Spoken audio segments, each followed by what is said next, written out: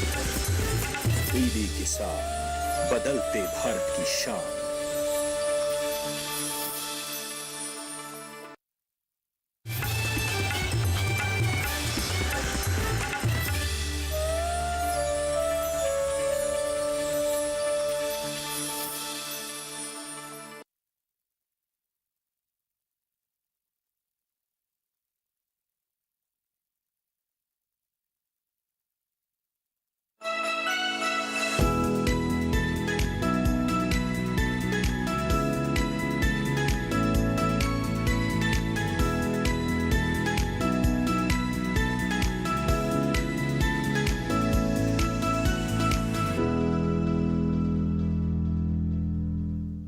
नमस्कार, आप सभी का स्वागत कृषि दर्शन में। मैं हूं मुकुल शर्मा। कृषि दर्शन कृषि जगत का सबसे लोकप्रिय और सबसे पुराना कार्यक्रम, जिसमें लगातार आपको हम जानकारी दे रहे हैं कृषि क्षेत्र में क्या कुछ नया हो रहा है। जब नएपन की हम बात करते हैं तो आप देख सकते हैं कृषि क्षेत्र में जो महिलाओं का योगदान है वो अब बढ़ चढ़ कर नजर आता है। जी हाँ, खासतौर से इस सप्ताह को हम राष्ट्रीय महिला किसान सप्ताह के रूप में भी मना रहे हैं और आज भी उन्हीं से जुड़ी कुछ खास जानकारी आपके साथ हम साझा करेंगे हमारे अलग अलग भागों में। यानी अब विज्ञान और किसान में भी आपको हम बताएंगे किस तरीके से जो महिला किसान है मशरूम की खेती की तरफ आगे बढ़ रही हैं। कृषि स्टार्टअप में भी आपकी मुलाकात कराएंगे एक सफल मशरूम पालक से और आखिर में बात करेंगे फार्मिंग इंडिया की भी। चलिए शुरुआत करते हैं कार्यक्रम की।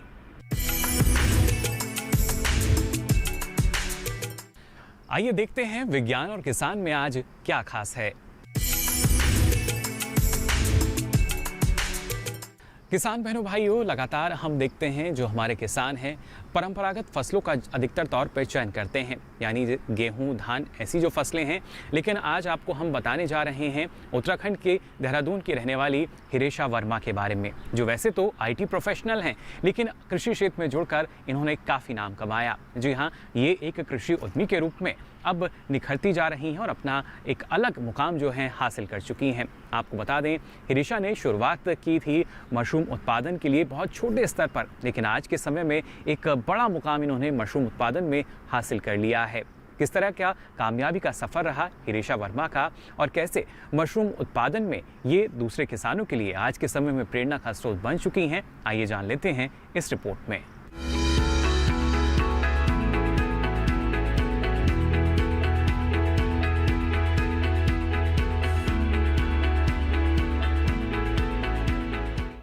देश के दूसरे हिस्सों की तरह ही उत्तराखंड के ग्रामीण भी बेहतर रोजगार की तलाश में शहरों का रुख कर रहे हैं। इस बात से आईटी पेशेवर हिरेशा वर्मा को दुख पहुंचा और उन्होंने गांवों में ही लोगों को रोजगार के अवसर उपलब्ध कराने की ठानी। मशरूम में दूसरी प्रचलित फसलों के मुकाबले ज्यादा कमाई थी। यही सोचकर उन्होंने कृषि क्षेत्र में उद्यमी बनने का फैसला किया। ये बात 2013 की है। उन्होंने अपने सर्वेंट क्वार्टर में महज 2000 रुपए की लागत से सीप यानी ऑयस्टर मशरूम के 25 बैग रखे। इसे किस्मत कहिए या उनकी मेहनत, पहली ही कोशिश जबरदस्त रही और उन्हें 5000 रुपए की कमाई हुई। ऑयस्टर के बाद मिल्की यानी दूधिया मशरूम की खेती में भी वो कामयाब रही। इससे उनका हौसला बढ़ा और मशरूम की खेती बड़े पैमाने पर करने का मन बनाया। लेकिन इसके लिए जरूरी था खेती की बारीकियों को समझना। उन्होंने देहरादून कृषि विज्ञान केंद्र से प्रशिक्षण लेकर मशरूम की किस्मों के बारे में जाना और इसकी खेती के गुर सीखे। 2014 में हिमाचल प्रदेश के सोलन में स्थित मशरूम अनुसंधान निदेशालय से उन्होंने प्रशिक्षण लिया। इसके अलावा खाद, बीज वगैरह के लिए मशरूम विभाग देहरादून से और वित्तीय सहायता के लिए NHM और NHB से संपर्क किया। इसके बाद देहरादून के लंगा रोड स्थित गांव चारबा में 500 बैग की क्षमता वाली बांस की 3 झोपड़ियां तैयार की। ये काम अभी प्रयोग के तौर पर ही हो रहा था। इन झोपड़ियों में उन्हें 15% की उपज मिली। इसके बाद उन्होंने ऑयस्टर मशरूम के 2 चक्र लिए और उचित तापमान रखते हुए 2 साल तक मौसमी खेती की। सफेद बटन मशरूम की खेती को मौसमी फल कहा जाता है। 4 साल तक कामयाबी के साथ मौसमी खेती करने के बाद उनमें जबरदस्त आत्मविश्वास आ चुका था। अब हिरेशा कामयाबी के आसमान में भरपूर परवाज के लिए तैयार थी। इस दौरान उन्हें कई नवाचारों ने प्रेरित भी किया। अपने मकसद में कामयाबी के लिए वो मशरूम से जुड़ी हर बारीकी को आत्मसात कर लेना चाहती थी। यही वजह है कि उन्होंने तकनीकी जानकारी के लिए अलग अलग संस्थानों का दौरा किया, अपना खुद का कंपोस्ट बनाया और गोपेश्वर जैसे दूर दराज इलाके में मशरूम उत्पादकों को इसकी आपूर्ति की। रोजाना 20 किलो मशरूम से शुरुआत करने वाली हिरेशा आज सफल उद्यमी बन चुकी है। उनके पास आधुनिक उत्पादन उपकरणों और सुविधाओं वाला फार्म है। 1 टन यानी 1000 किलो प्रतिदिन उत्पादन क्षमता वाले इस फार्म में 10 वातानुकूलित कमरे हैं, जहां साल भर मशरूम उत्पादन होता रहता है। इस फार्म में 15 लोगों को रोजगार मिल रहा है। इसके अलावा उन्होंने पहाड़ियों पर 2000 से अधिक महिलाओं और किसानों को प्रशिक्षण दिया है। एक कदम और आगे बढ़ते हुए उन्होंने शिताके और गनोडर्मा जैसी औषधि मशरूम उगाने में भी सफलता पाई है। आज वो मशरूम से अचार, cookies, nuggets, soup, protein powder, चाय और पापड़ जैसे मूल्यवर्धित उत्पाद भी बना रही है और टिहरी, पौड़ी गढ़वाल के पहाड़ी इलाकों में किसानों को मशरूम उगाने में मदद कर रही है। हिरेशा को उनकी कोशिशों के लिए कई राष्ट्रीय और अंतर्राष्ट्रीय संगठनों से सम्मान और पुरस्कार मिल चुके हैं। तो देखा आपने किस तरीके से हिरेशा वर्मा जो हैं उनका नाम अनुकरणीय है अगर हम मशरूम उत्पादन क्षेत्र की बात करते हैं। कृषि दर्शन में आइए आपको दिखाते हैं अक्टूबर माह में आप कौन कौन से कृषि कार्य अभी कर सकते हैं, किन बातों का ख्याल आपको रखना होगा जिससे आपकी लागत कम हो सके और आप अपने मुनाफे को बढ़ा सकें।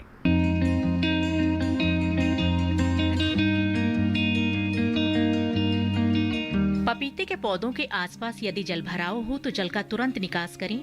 नींबू के पौधों की आवश्यकता से अधिक बढ़ी हुई रोगग्रस्त शाखाओं की कटाई छटाई कर देना चाहिए। आम के थालों की निकाई गुड़ाई अवश्य कर देनी चाहिए। गुलाब के पौधों की कटाई छटाई करें। कटाई के बाद बाबिस्टीन का लेप आसमान साफ होने पर लगाएं ताकि कवकों का आक्रमण न हो। इसी के साथ ही कृषि दर्शन में यहाँ वक्त चला एक छोटे से ब्रेक का। ब्रेक से लौटेंगे तो बात करेंगे कृषि स्टार्टअप की। आप बने रहिए दूरदर्शन किसान पर।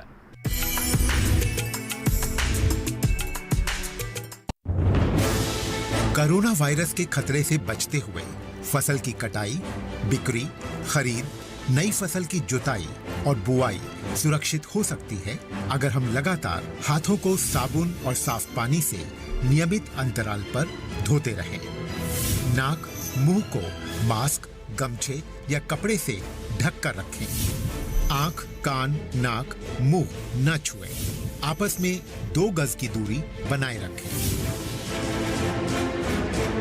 मास्क और 2 गज की दूरी के मंत्र को अभी हमें छोड़ना नहीं है।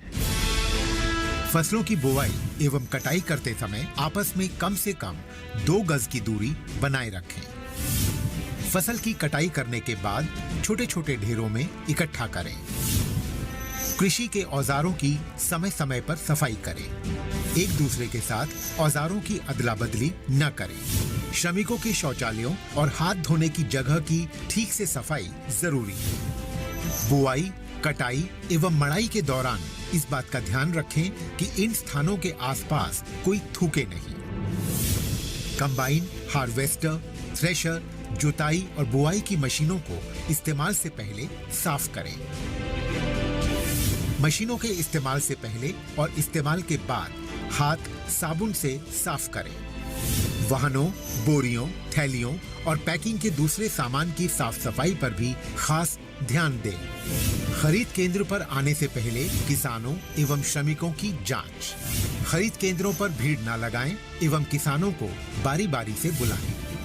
गोदामों पर खरीदी हुई फसल को लेने में शीघ्रता करें ताकि किसानों एवं श्रमिकों को रुकना ना पड़े। कोरोना के खतरे से बचाव और अधिक जानकारी के लिए आरोग्य सेतु ऐप डाउनलोड करें। देश में खाद्य सुरक्षा के ये सिपाही भोजन की निरंतर उपलब्धता को सुनिश्चित करते हैं। किसान स्वस्थ रहें तभी हम कोरोना वायरस से जीत पाएंगे, आगे बढ़ पाएंगे। किसान सबल, देश प्रबल।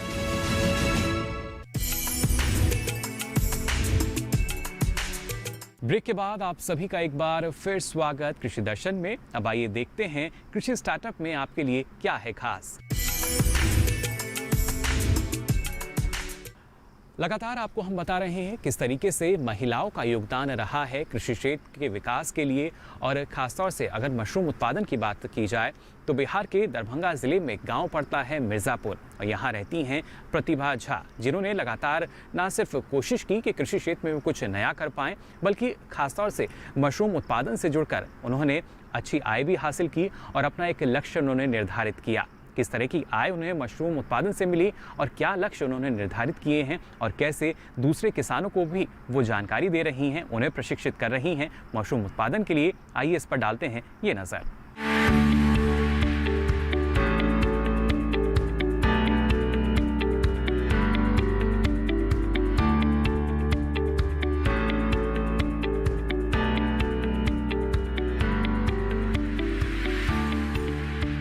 प्रतिभा झा गांव मिर्जापुर दरभंगा बेवाली एक प्रगतिशील महिला किसान हैं। उन्होंने 12वीं तक पढ़ाई की है। शादी के बाद वे खेती बाड़ी से जुड़ी। इनके परिवार के पास 2 हेक्टेयर सिंचित भूमि है, जिस पर वे खेती, पशुपालन, मत्स्य पालन समेत वर्मी कंपोस्ट का उत्पादन करती हैं। इनके पति ने मत्स्य पालन और वर्मी कंपोस्ट के उत्पादन में बिहार कृषि विश्वविद्यालय से प्रशिक्षण लिया है, जिस कारण प्रतिभा झा को मत्स्य पालन में काफी मदद मिलती है। प्रतिभा झा ने मशरूम उत्पादन के लिए आत्मा दरभंगा के माध्यम से डॉक्टर राजेंद्र प्रसाद सेंट्रल कृषि विश्वविद्यालय से प्रशिक्षण लेकर मशरूम की खेती को चुना और इसे आगे बढ़ाने का काम शुरू कर दिया। समय समय पर प्रतिभा झा केवीके और अन्य किसान मेलों में भाग लेती रहती हैं और अपने कौशल और ज्ञान को भी बढ़ाती हैं, जिससे वे अपने उत्पादों की गुणवत्ता को और बढ़ाने में उस जानकारी को इस्तेमाल कर सकें। 2 अक्टूबर 2016 को इन्होंने मात्र 300 रुपए के प्रारंभिक निवेश के साथ छोटे पैमाने पर मशरूम का उत्पादन करना शुरू किया था। वर्तमान में वे साल भर 3 प्रकार की मशरूम का उत्पादन कर रही हैं, जैसे सीप, बटन और दूधिया मशरूम, जिसके लिए वे अपनी इकाई में प्रतिदिन 2 से 3 मजदूरों को इस काम में लगाती हैं, जिससे कि दिहाड़ी मजदूरों को बड़ी मदद मिल जाती है। मशरूम से इन्होंने लगभग 31 तरह के व्यंजन बनाना सीखा है, जैसे अदौरी पापड़, मशरूम सत्तू, मशरूम बेसन, पेड़ा, गुलाब जामुन, जलेबी आदि।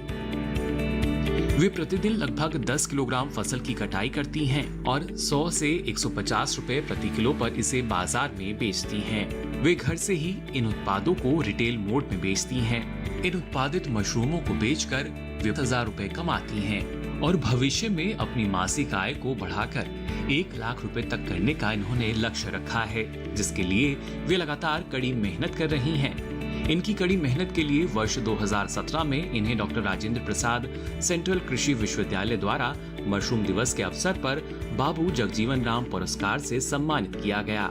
साथ ही उन्हें वर्ष 2018 में बिहार राज्य स्थापना दिवस के अवसर पर राज्य स्तरीय सर्वश्रेष्ठ मशरूम किसान पुरस्कार से भी सम्मानित किया गया।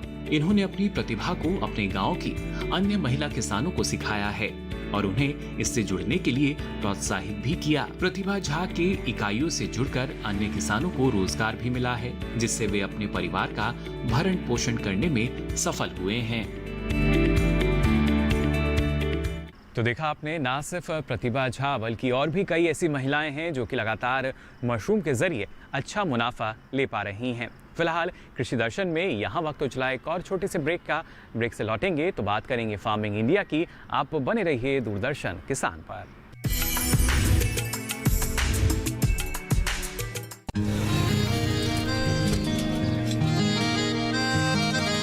क्या बात है भाई, आजकल तो काफी खुश नजर आ रहे हो। क्यों ना हो, अब मैं ऑर्गेनिक खेती जो कर रहा हूँ ये पूरा प्राकृतिक है, ऑर्गेनिक है। इसमें हमारे खेत, हमारी फसल और हमारी जेब सब फायदे में होते हैं और इसमें लागत भी कम है। जी हाँ, आप भी ऑर्गेनिक खाद का प्रयोग करें, अपनी फसल और मिट्टी को तंदुरुस्त बनाएं और आपकी आमदनी में इजाफा करें। अधिक जानकारी के लिए किसान call centre toll free number 1800-180-1551 पर कॉल करें और लॉग ऑन करें kisan.gov.in और farmer.gov.in। कृषि और किसान कल्याण मंत्रालय द्वारा किसान हित में जारी। किसान भाइयों गांठ बांध लो, गांठ बांध लो। बहुत बात बहुत है काम की, समृद्धि के पैगाम की।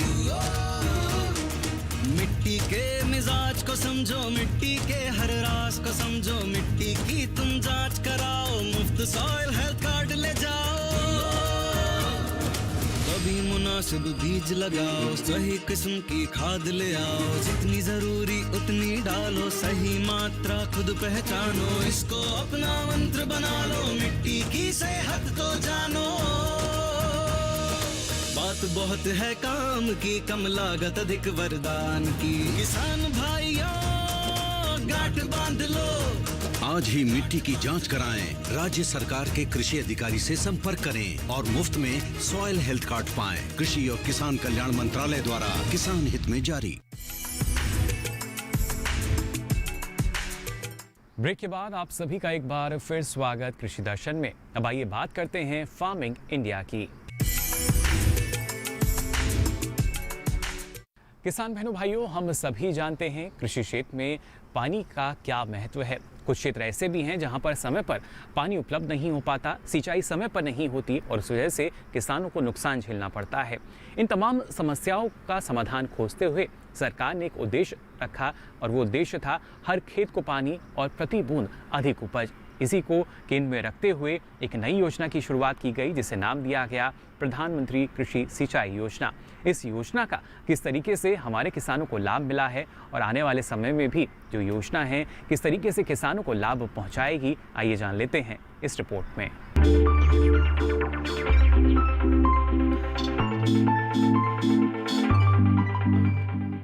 देश में करीब 14 करोड़ हेक्टेयर जमीन पर खेती होती है। 2015 में जब प्रधानमंत्री कृषि सिंचाई योजना शुरू हुई तब 6.5 करोड़ हेक्टेयर जमीन पर ही सिंचाई की सुविधाएं उपलब्ध थी। इसका मतलब ये हुआ कि आधे से भी ज्यादा जमीन बारिश के पानी पर निर्भर थी। जाहिर है वर्षा आधारित इलाकों में पैदावार कम होती है और किसानों को खेती से उतना लाभ नहीं मिल पाता जितना मिलना चाहिए। प्रधानमंत्री कृषि सिंचाई योजना का असल मकसद हर खेत तक पानी पहुंचाना है। यह अम्ब्रेला स्कीम है और इसमें मुख्य रूप से 2 घटकों को शामिल किया गया है। त्वरित सिंचाई लाभ कार्यक्रम यानी AIBB और हर खेत को पानी के भी 4 उप घटक हैं, जैसे command area development, surface miner irrigation, जल निकायों की मरम्मत, नवीनीकरण और बहाली तथा चौथा भूजल विकास। इसके अलावा सिंचाई योजना में दूसरे मंत्रालयों के भी 2 घटकों को शामिल किया गया है। पहला घटक प्रति बूंद अधिक उपज है जो केंद्र कृषि मंत्रालय के कृषि, सहकारिता और किसान कल्याण विभाग की ओर से कार्यान्वित किया जा रहा है। दूसरे घटक का नाम वाटरशेड विकास है। इसका कार्यान्वयन ग्रामीण विकास मंत्रालय का भूमि संसाधन विभाग कर रहा है। सिंचाई योजना का उद्देश्य खेत तक पानी की पहुंच को बढ़ाना और सुनिश्चित सिंचाई के तहत खेती योग्य क्षेत्र का विस्तार करना था। इसके अलावा खेत में पानी के उपयोग की दक्षता में सुधार करना और स्थायी जल संरक्षण प्रथाओं को पेश करना भी इसमें शामिल था। पानी की बचत इस योजना का बहुत महत्वपूर्ण पहलू है। 2020-21 के दौरान इस योजना के तहत 9,38,000 हेक्टेयर फसलों को सूक्ष्म सिंचाई के तहत लाया गया। इसमें टपक और फव्वारा दोनों तरह की सूक्ष्म विधियां शामिल है। 2021-22 के लिए हर खेत को पानी के अंतर्गत 899 करोड़ रुपए के बजट का प्रावधान किया गया। प्रति बूंद अधिक उपज के लिए 4,000 करोड़ रुपए को और वाटरशेड डेवलपमेंट के मद में 2,000 करोड़ रुपए का प्रावधान किया गया है।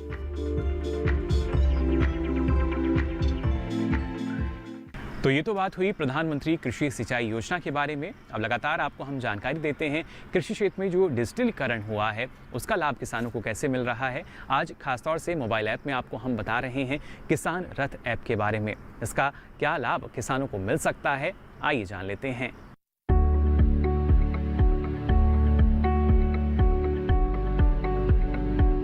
कोरोना की वजह से लगे लॉकडाउन से पूरी दुनिया थम सी गई और कारोबार ठप पड़ गए। उस समय रबी फसलों की कटाई हो रही थी। भारत सरकार ने किसानों की चिंताओं को देखते हुए उन्हें कोरोना गाइडलाइन अपनाते हुए कृषि कार्य जारी रखने की छूट दे दी। लॉकडाउन में चूंकि परिवहन के तमाम साधनों का भी पहिया जाम था, इसीलिए फसल को मंडियों तक ले जाना और उसे बेचना किसानों के सामने बड़ी चुनौती बनकर उभरा। तब सरकार ने एक और बड़ी राहत देते हुए किसान रथ ऐप की शुरुआत की। एक ऐसा ऐप जो किसानों को यातायात के साधन मुहैया कराता है। ये ऐप किसानों, व्यापारियों और ट्रांसपोर्टरों तीनों के लिए है। ये ऐप मुख्य रूप से 2 तरह के यातायातों की बात करता है। प्राथमिक यातायात में खेत से मंडी तक फसलों को ले जाना और द्वितीय यातायात में एक राज्य से दूसरे राज्य ले जाना। किसान रथ पर अनाज, दलहनी फसलें, तिलहन, फल फूल और सब्जियां, रेशेदार फसलें और बांस वगैरह की आवाजाही के लिए यातायात के साधन उपलब्ध हैं। इनके अलावा जंगलों में उगने वाले उत्पाद और नारियल के किसान भी इस सुविधा का लाभ उठा सकते हैं। ट्रक के आने का समय और स्थान के बारे में भी जानकारी इस ऐप पर दी जाती है। किसान एक तय समय और स्थान पर जाकर फल, सब्जियां और अनाज वगैरह बेच सकते हैं। इस ऐप के माध्यम से किसान अपनी फसल को ऑनलाइन बेच सकते हैं और व्यापारी भी इस मोबाइल ऐप के जरिए फसलों का ब्यौरा देख सकते हैं। किसान रथ मोबाइल ऐप के जरिए फसलों की खरीद और बिक्री दोनों में आसानी होती है। अगर आप व्यापारी हैं, तो आपको कंपनी का नाम, अपना नाम और मोबाइल नंबर के साथ रजिस्ट्रेशन करना होगा। इस मोबाइल ऐप के माध्यम से ट्रांसपोर्टर्स भी सामान की ढुलाई के लिए अपनी गाड़ी का रजिस्ट्रेशन करवा सकते हैं। इस ऐप पर आप कस्टम हायरिंग सेंटर के माध्यम से खेती की दूसरी जरूरतों के लिए मशीनरी भी बुक कर सकते हैं। रजिस्ट्रेशन का तरीका बिल्कुल आसान है। ऐप को डाउनलोड करने के बाद जब आप इसे ओपन करेंगे तो होम पेज खुल जाएगा। इस पेज पर आपको अपनी भाषा का चयन करके आगे बढ़ना होगा। अगले पेज पर साइन इन के नीचे दिए गए रजिस्टर के ऑप्शन पर क्लिक करेंगे तो पंजीकरण फॉर्म दिखाई देगा। ऊपर 4 विकल्प farmer, FPO, trader, service provider होंगे। अगर आप किसान हैं तो फार्मर के ऑप्शन पर क्लिक करेंगे। यहाँ बताना होगा कि आप पीएम किसान पर पंजीकृत हैं या नहीं। उसके बाद अपना नाम, मोबाइल नंबर, राज्य, जिला, तहसील, गांव वगैरह के नाम दर्ज करने होंगे और नीचे रजिस्टर के बटन पर क्लिक करना होगा। लीजिए, हो गया आपका रजिस्ट्रेशन। अब ऐप का इस्तेमाल कीजिए और सुविधाओं का लाभ उठाइए। तो जाना आपने इस मोबाइल ऐप के बारे में भी, और आपको हम बता दें ये सारी जानकारी जो है आप डीडी किसान के यूट्यूब चैनल के माध्यम से भी ले सकते हैं। इसके लिए आपकी टीवी स्क्रीन पर जो QR कोड दिखाया जा रहा है, इसे आप स्कैन कीजिए, फिर ये सारी जानकारी अब आप कभी भी कहीं भी ले सकेंगे यूट्यूब के माध्यम से। इसके साथ ही अगर आप अपना कोई सवाल या सुझाव हम तक पहुंचाना चाहते हैं तो आप हमें ईमेल भी कर सकते हैं। हमारी मेल आईडी है krishidarshan@gmail.com। साथ ही पत्र व्यवहार के माध्यम से भी आप हमसे जुड़ सकते हैं। इसके लिए आप हमारा पता नोट कर लीजिए।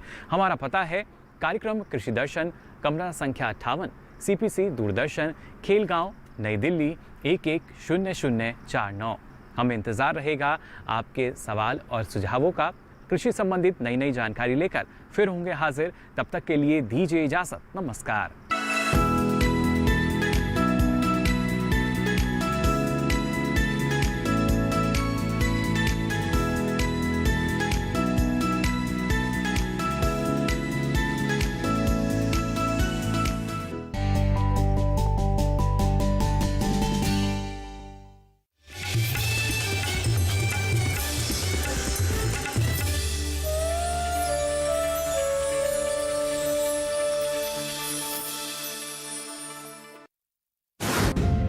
बकरियों में क्यों हो जाती है वजन की कमी? क्यों खतरा बन जाती है बाड़ी की नमी? खून कम होने पर क्या करें इंतजाम? पेट के कीड़ों की क्यों जरूरी है रोकथाम? देखिए बकरियों में प्रतिरोधक कृमियों की समस्या।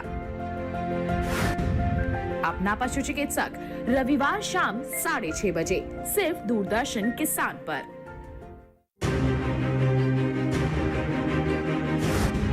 शरीर ही नहीं, दिमाग पर भी हो रहा है असर। डायबिटीज और हाई बीपी ने बढ़ाया कोरोना से ब्रेन स्ट्रोक का खतरा। रिकवरी के बाद कोरोना के side effects, world stroke day पर विशेष कार्यक्रम। ब्रेन स्ट्रोक, कारण, लक्षण और उपचार। इस शनिवार स्वस्थ किसान लाइव शाम 6 से 7 बजे। हमारे टोल फ्री नंबर हैं 1800 11 30 60। और 1800-113061 केवल दूरदर्शन किसान पर। जिस शहर की रक्षा विंध्य पहाड़ों की श्रृंखला कर रही हो और जिसकी गोद में स्वयं मां गंगा हो, वो शहर हो ना हो, मिर्जा ही होगा।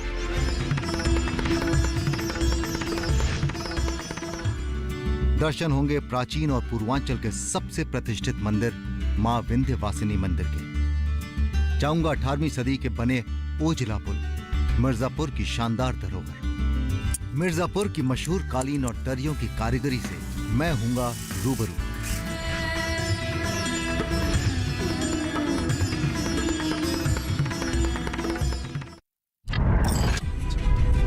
क्या सच में सुरक्षा देगी प्रधानमंत्री फसल बीमा योजना? अगर कोई बहुत बड़ी आपदा आ गई और फसल बर्बाद हो गई तो उसको भी बीमा देने की योजना हमने बनाई। कितना देना होगा प्रीमियम और कैसे होता है भुगतान का आकलन? कितना है लाभकारी? फसल सुरक्षा की पूरी तैयारी, क्या बीमा है जरूरी? देखिए प्रधानमंत्री फसल बीमा योजना पर पूरी जानकारी 23 अक्टूबर शाम 5:30 बजे सिर्फ डीडी किसान पर। अच्छी होगी पैदावार,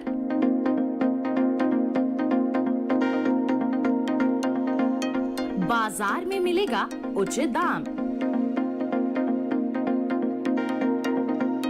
पोषण सुरक्षा की होगी गारंटी। जब सब्जी फसल की होगी सही देखभाल, देखिए विचार विमर्श में हमारी पेशकश सब्जी उत्पादन और पोषण सुरक्षा 22 अक्टूबर शुक्रवार रात 10 बजे दूरदर्शन किसान पर। क्रमिक ने संदेश दिया है कि कर्ण ने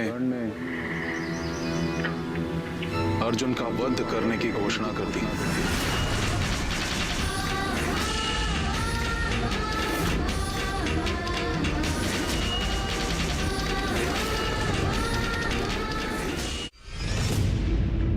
T20 वर्ल्ड कप के धुरंधर होंगे आमने सामने। दांव पर क्रिकेट के सबसे रोमांचक फॉर्मेट की बादशाहत। किसके बल्ले से निकलेगा जीत का छक्का और किसकी गेंदों से बल्लेबाजों के सपने होंगे तार तार। सुनिए T20 वर्ल्ड कप के हर रंग आकाशवाणी के संग।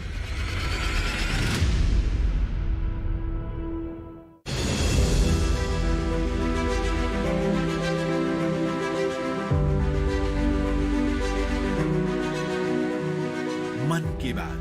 माननीय प्रधानमंत्री श्री नरेंद्र मोदी भारत की जनता से साझा करेंगे अपने मन की बात रविवार 24 अक्टूबर सुबह 11 बजे। आप भी माननीय प्रधानमंत्री के मन की बात का हिस्सा बन सकते हैं। इसके लिए आप अपने सुझाव 22 अक्टूबर तक टोल फ्री नंबर 1800-117800 पर रिकॉर्ड कर सकते हैं या माईगॉव के ओपन फोरम में पोस्ट कर सकते हैं। तो याद रखें, रविवार 24 अक्टूबर सुबह 11 बजे मन की बात।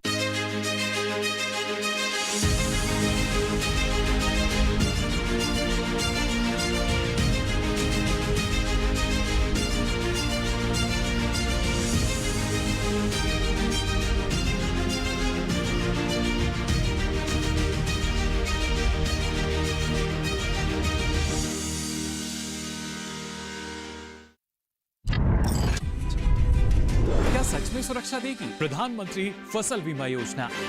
अगर कोई बहुत बड़ी आपदा आ गई और फसल बर्बाद हो गई तो उसको भी बीमा देने की योजना हमने बनाई। कितना देना होगा प्रीमियम और कैसे होता है भुगतान का आकलन? कितना है लाभकारी? फसल सुरक्षा की पूरी तैयारी, क्या बीमा है जरूरी? देखिए प्रधानमंत्री फसल बीमा योजना पर पूरी जानकारी 23 अक्टूबर शाम 5:30 बजे सिर्फ डीडी किसान पर।